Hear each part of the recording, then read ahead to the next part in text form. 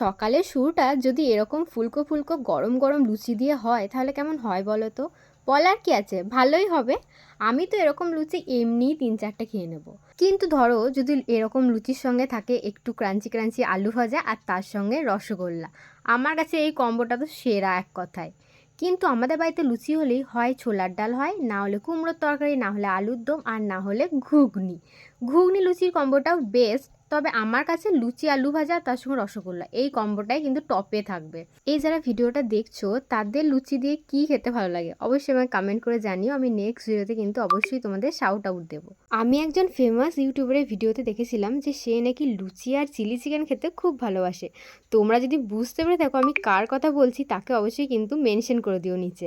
এই লুচি আর চিলি চিকেনের কম্বোটা ট্রাই করার কিন্তু আমার সেই দিন থেকে অনেক ইচ্ছা ছিল, কিন্তু কোনোদিনও ট্রাই করা হয়নি।